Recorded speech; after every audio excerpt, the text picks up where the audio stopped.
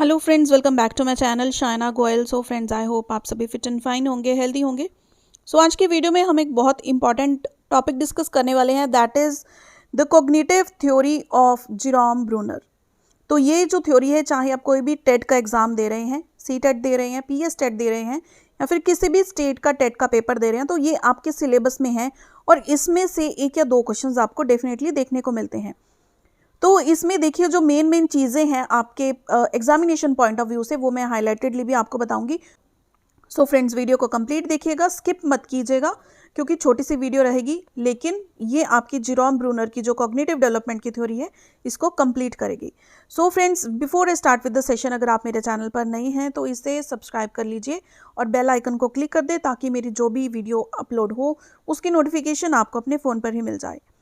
Now starting with the introduction of this theorist. तो सबसे पहले देखिए, इनका जन्म जो है 1 अक्टूबर 1915 को हुआ। 94 की एज इनकी हो चुकी थी, उसके बाद इनकी जो है डेथ हुई। न्यूयॉर्क में ये बॉर्न हुए हैं। और इनकी एजुकेशन के बारे में अगर हम बात करें तो साइकोलॉजी में इनकी जो बेसिक एजुकेशन है सारी वो हुई है। पीएचडी होल्डर हैं ये। उसके बाद देखिए, ये एक अमेरिकन साइकोलॉजिकल एसोसिएशन में काम कर चुके हैं।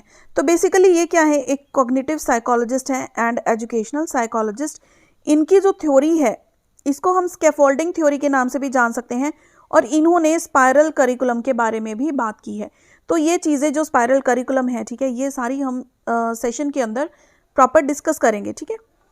नेक्स्ट देखिए, इनके प्रिंसिपल्स क्या हैं जेरोम ब्रूनर की थ्योरी के। सबसे पहला, instruction must be concerned with the experiences and contexts that made the student willing and be able to learn।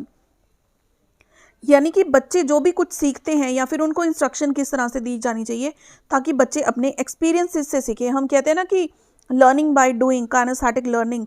तो बच्चे एक्टिव हों, अपने एक्सपीरियंस से वो चीज़ों को सीख सकें ताकि वो अच्छे से भूले नहीं, उनको याद रहे। जो चीज़ें हम खुद से अपने हाथ से करते हैं या खुद से सीखते हैं, वो हमारी मेमोरी में लॉन्ग लास्टिंग रहती हैं चीज़ें।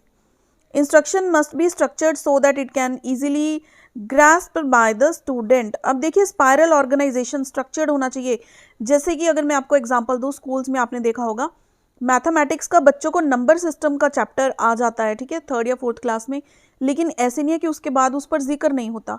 लेवल के अकॉर्डिंग होता है कि अगर बच्चा 3rd क्लास में है तो उसको नंबर सिस्टम का कितना पार्ट आएगा।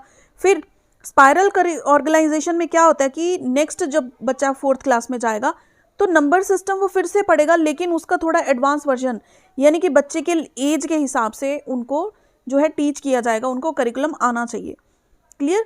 ऐसे ही अगर हम डाइजेस्टिव सिस्टम की बात करें, साइंस की बात करें या फिर इंग्लिश ग्रामर की बात करें, तो एडवांस होती जाती हैं चीज़ें विद एज, विद क्लास। लेकिन ऐसे नहीं है कि एक बार वो चीज़ पढ़ ली तो नेक्स्ट टाइम उसका जिक्र नहीं किया जाएगा, ठीक है। इसको हम क्या बोलते हैं, स्पाइरल ऑर्गेनाइजेशन या फिर स्पाइरल जो स्ट्रक्चर होता है। Next, instruction should be designed to facilitate extrapolation and और फिल इन द गैप्स। जो भी इंस्ट्रक्शंस बच्चों को दी जाती हैं, उनकी जो थिंकिंग है उस इंफॉर्मेशन से ऊपर उठकर वो सोच पाएँ, यानी कि डिटेल में जब बच्चे खुद से करते हैं ना, तो उनके आइडियाज़ क्रिएटिव हो जाते हैं और जनरेटिव भी हो जाते हैं। नेक्स्ट, इसमें देखिए, Bruner's theoretical framework is based on the theme that learning is an active process and learners construct new ideas और concepts based upon existing knowledge. जैसे हमने कंस्ट्रक्टिविज्म का टॉपिक इससे पिछली वीडियो में भी डिस्कस किया है। तो जेरोम ब्रूनर भी क्या कहते हैं कि जो लर्निंग है ये एक्टिव प्रोसेस है। ऐसे नहीं है कि टीचर स्पून फीडिंग करके बच्चों को सिखा रहे हैं और बच्चे सीख रहे हैं। लर्निंग एक्टिवली होती है, बच्चे अपने आइडियाज़ खुद क्रिएट करते हैं। अगर मैं इसको जनरलाइज करके आपको बताऊं कि जेरोम ब्रूनर की थ्योरी में कहा क्या गया है, तो ये देखिए, इसकी जो स्टेजेस हैं या फिर इसके जो मोड्स हैं वो हम नेक्स्ट स्लाइड्स में देखेंगे। लेकिन बेसिकली ये क्या कहते हैं कि एक तो बच्चा जो है अपनी जो नॉलेज है उसको खुद कंस्ट्रक्ट करने का, लर्निंग क्या है, एक एक्टिव प्रोसेस है, पैसिव प्रोसेस नहीं है, ठीक है। और जो सारा कुछ बच्चों को सिखाया जाना चाहिए वो प्रॉपर एक सिस्टमैटिक वे से होना चाहिए। क्या कंटेंट सिलेक्ट करना है, किस तरह से बच्चों को पढ़ाना है वो चीज़, ठीक है, उसको स्पाइरल फॉर्म में किस तरह से कन्वर्ट करना है। देन इज कि इंफॉर्मेशन जो भी बच्चों को प्रोवाइड की जाती है, बच्चों की सोच इस तरह से होनी चाहिए, दबी ना रहे, वो इतनी ज़्यादा क्रिएटिव हो, एक चीज़ के मल्टीपल सॉल्यूशंस बच्चे सोच पाएँ, या फिर हम कहते हैं कि बियॉन्ड द इंफॉर्मेशन वो सोच पाएँ। तो यही सारी जो चीज़ें हैं, आपको पॉइंट्स में घुमा फिरा के यही चीज़ें बताई होंगी। आप यहाँ पर देख भी सकते हैं, ये सारे पॉइंट्स में यही चीज़ें बेसिकली इनका मेन निचोड़ यही निकलता है। यहाँ पे आप फीचर्स भी देख सकते हैं ब्रूनर्स की थ्योरी ऑफ इंस्ट्रक्शन के। अब देखिए हमारे पास जो मेन है जिस पर हमें क्वेश्चंस आते हैं, यही क्वेश्चन ज़्यादातर देखने को मिला है कि ब्रूनर्स के 3 मोड्स ऑफ रिप्रेजेंटेशन है। पहली बात तो ठीक है, इसको आप मोड्स ऑफ रिप्रेजेंटेशन कह लीजिए या फिर इसको स्टेजेस कह लीजिए, क्योंकि ये एज वाइज होते हैं। सबसे पहले है enactive representation, enactive stage, then is iconic representation, iconic stage, then the third one is symbolic representation. तो जब मैंने आपको इसके रिलेटेड एमसीक्यूज करवाए थे तब भी क्या बताया था कि स्टेजेस के नाम हमें याद रहते हैं, लेकिन सीक्वेंस किस तरह से याद करना है, EIS अल्फाबेटिकल ऑर्डर, सबसे पहले E आता है, फिर I आता है, फिर S आता है। ठीक है, तो सबसे पहले है इनएक्टिव रिप्रेजेंटेशन, जहां पर बच्चों को एक्शंस के थ्रू चीज़ें सिखाई जाती हैं। ठीक है, इनको हम देखते हैं वन बाय वन। तो इनएक्टिव क्या है, ये फर्स्ट स्टेज है, इसको इनएक्टिव कहा गया है when a person learns about word through actions on physical objects and the outcomes of these actions. जैसे हम बोलते हैं बच्चा प्ले वे में होता है या फिर छोटी क्लासेस में होता है, बच्चों को ऑब्जेक्ट्स दिखाकर उनको चीज़ें सिखाई जाती हैं, इसको हम बोलते हैं इनएक्टिव स्टेज। यहाँ पर देखिए लिखा क्या गया है, I can't tell you but I can show you. जब बच्चों को चीज़ें दिखाते हैं बच्चे उसको ज़्यादा अच्छे से समझ सकते हैं।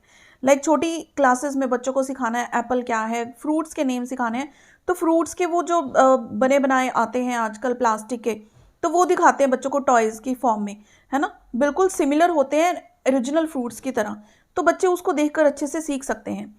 देन हमारे पास है iconic representation, information is represented through images and perceptions. अब थोड़ा सा लेवल हाई हो गया, यहाँ पर जो है आइकॉनिक रिप्रेजेंटेशन में क्या होता है, जो इन्फॉर्मेशन रिप्रेजेंट की जाती है, बच्चों को मैप्स दिखाए जाते हैं, फ्लो चार्ट्स, डायग्राम्स, ठीक है, जो चार्ट्स वगैरह होते हैं इनकी फॉर्म में दिखाए जाते हैं ताकि बच्चे उन चीज़ों से सीख सकें।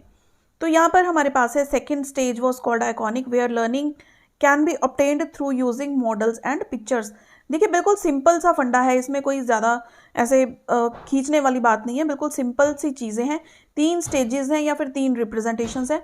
And the third one is symbolic in which the learner develops the capacity to think in abstract terms.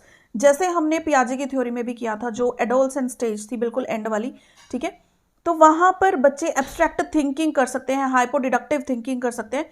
तो ये वही स्टेज है सिंबॉलिक, जहाँ पर बच्चे एब्स्ट्रैक्ट सोच सकते हैं, चीज़ों को जनरलाइज करके देख सकते हैं, माइंड में चीज़ें क्रिएट कर सकते हैं, ठीक है, चीज़ों के रिलेटेड व्यूज़ क्रिएट कर सकते हैं। Based on this 3 stage notion, Bruner recommended using a combination of concrete, pictorial then symbolic activities will lead to more effective learning. ठीक है, ये तीनों जो स्टेजेस हैं ये क्लियर हुई। अब देखिए इसके क्लासरूम एप्लीकेशंस जो हैं वो क्या है, प्रोवाइड स्टडी मटेरियल्स, ये आप देख सकते हैं, इसमें वैसे कुछ ज़्यादा नहीं है। तो बात आती है स्पाइरल करिकुलम की, तो यहाँ पर देखिए स्पाइरल क्या होता है, इस तरह से जैसे DNA का स्ट्रक्चर भी होता है ना, वो भी क्या होता है, स्पाइरल होता है। एक चीज़ ज़्यादा देर तक नहीं चलती लेकिन दोबारा उसकी टर्न ज़रूर आती है। ठीक है, instead of focusing for relatively long periods of time on specific narrow topics. अब हम कहते हैं कि कोई टॉपिक बहुत छोटा है तो उस पर ज़्यादा टाइम देने की बजाय, ज़्यादा फोकस देने की बजाय हम क्या करते हैं, स्पाइरल करिकुलम में मूव ऑन करते हैं, ताकि बच्चों को इस टॉपिक के बारे में अब बता दिया तो दोबारा जब इस टॉपिक की टर्न आएगी, ठीक है, तो उसके अकॉर्डिंग हम और ज़्यादा बच्चों को व्यूज़ क्रिएट करेंगे। जैसे मैंने आपको टॉपिक्स के बारे में बताया, मैथ का नंबर सिस्टम है, बच्चों की एज के अकॉर्डिंग थोड़ा सा बताया, फिर नेक्स्ट क्लास में बच्चों को और ज़्यादा लेवल जो है इंक्रीज कर दिया, उनका एनहांस कर दिया, यही होता है स्पाइरल। क्लियर? तो ये थ्योरी आई होप आप लोगों को समझ में आ गई होगी फ्रेंड्स। तो यहाँ पर हमारी ये वीडियो भी कंप्लीट होती है। और देखिए जो कंस्ट्रक्टिविज्म की अप्रोच मैंने आपको करवाई है इन द प्रीवियस वीडियो, वो बहुत इंपॉर्टेंट है, वो आप ज़रूर देखिएगा। और ये वीडियो आपको हेल्पफुल लगी हो इसे लाइक एंड शेयर ज़रूर कीजिए। See you in the next video, till then keep watching.